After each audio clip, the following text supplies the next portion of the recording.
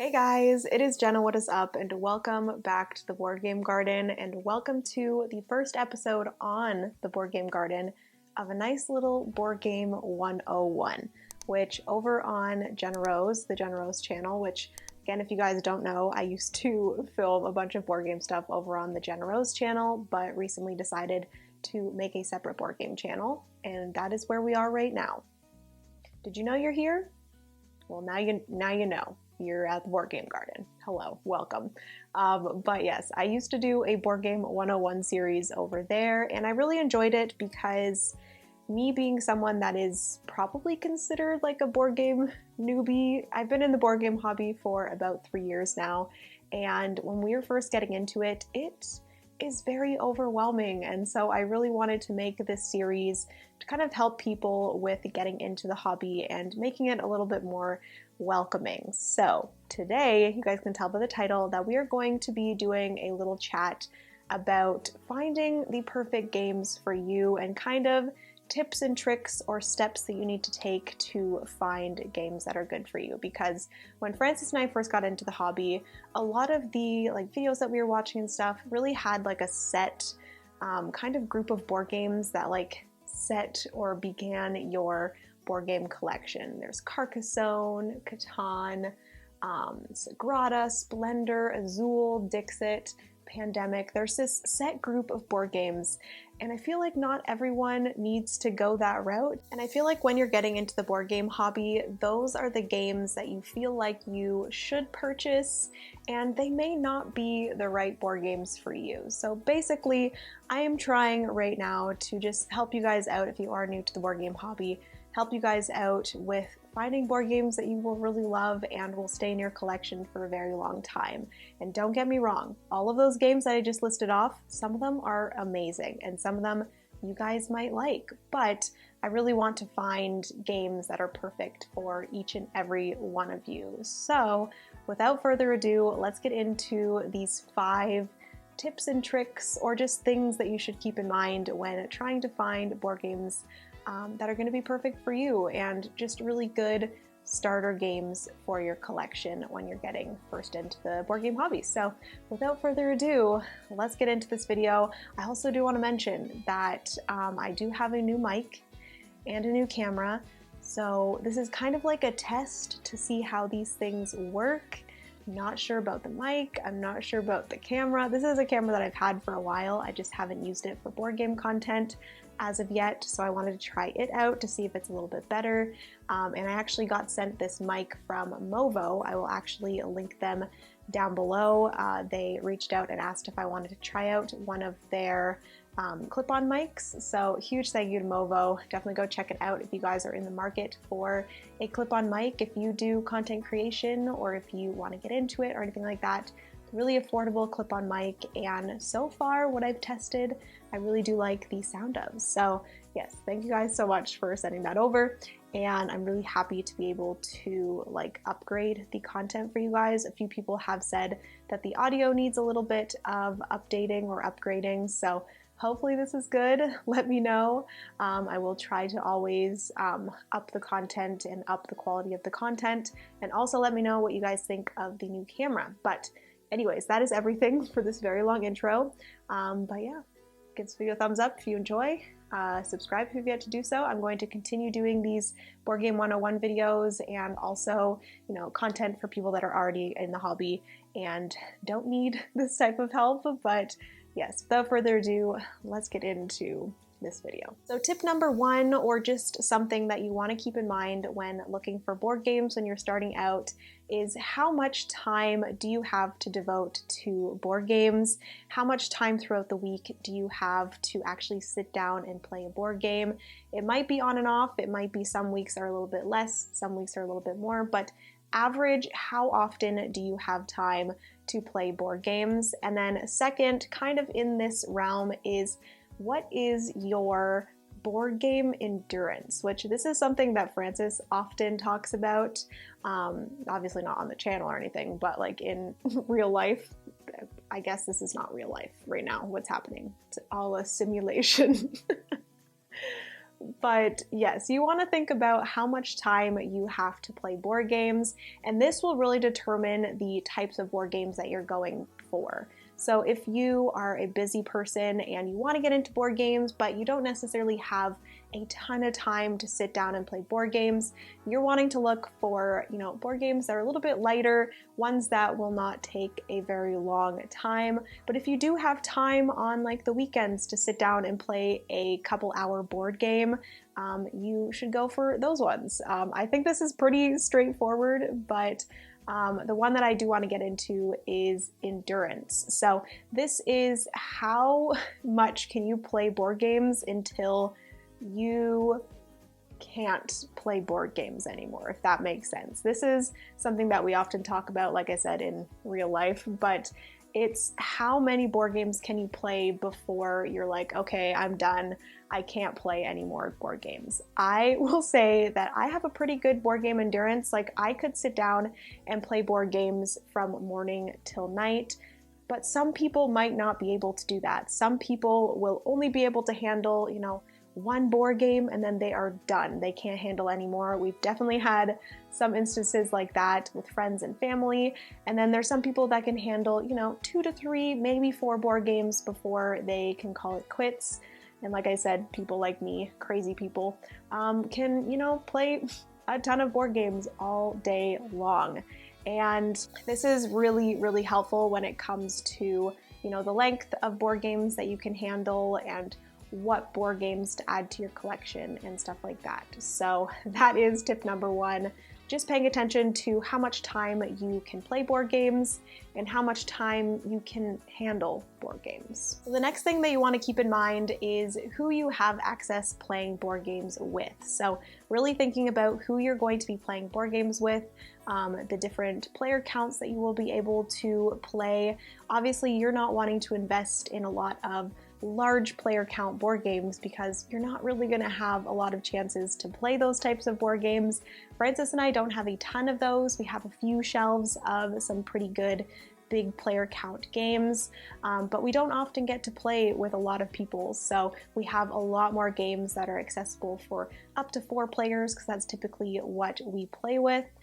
If you are just someone that is playing alone, if there's not a lot of people in your life that also enjoy board games, I would definitely look into getting some games that are able to play solo, which, little plug, I did do a video, the last video before this one was games that I've been enjoying solo, so I will link that up in the cards if you guys want to go check that out.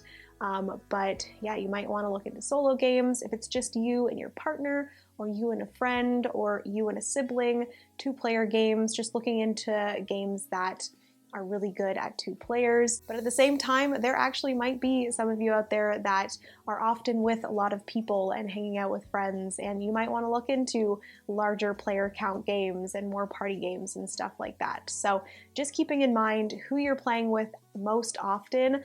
Obviously, there might be some times where you're with big groups, so maybe investing in a few larger player count games, but really focusing on like the percentages of how often you're going to be able to play this player count versus this player count is really, really helpful when it comes to investing in what games to add to your collection. So that is number 2, and yes, that is it.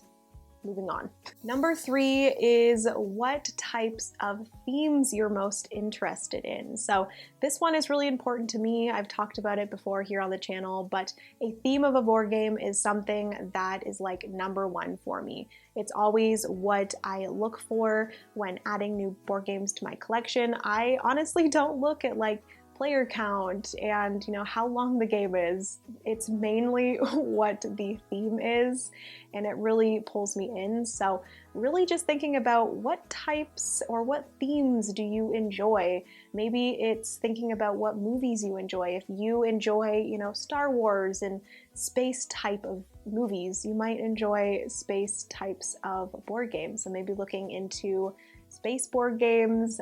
If you love cute little animals and being out in nature, you might enjoy like nature and animal themed games. If you love going to theme parks, there's theme park games. If you love rock climbing, there's rock climbing games. If you like traveling, there are traveling games. Honestly, the list could go on and on, so I'm gonna stop it there.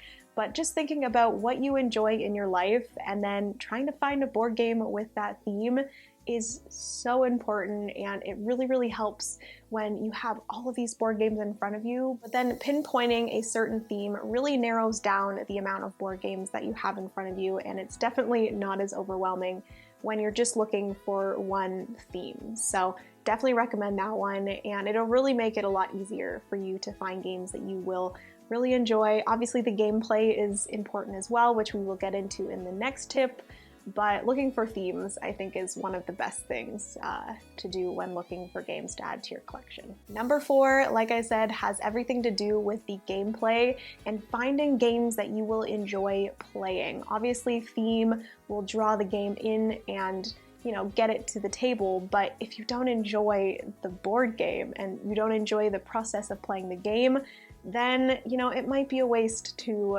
have it in your collection. So the next tip or thing to think about is what mechanisms you enjoy in a board game. Now this might be a little bit overwhelming when it comes to first getting into the hobby, and it is a little bit difficult to try a bunch of different mechanisms. So I would say trying board games on, what is it called? Board Game Arena, Tabletop Simulator, all of those things. You can play board games for free, maybe not in person, but you can actually go to board game cafes, which are really helpful as well. And you can kind of just test out what kind of mechanisms you enjoy. And also there's like connections to older games. Like if you liked Yahtzee as a child, Yahtzee is, I don't know if it's technically a roll and write, but if you enjoyed that type of gameplay, then maybe looking into roll and writes might be your thing.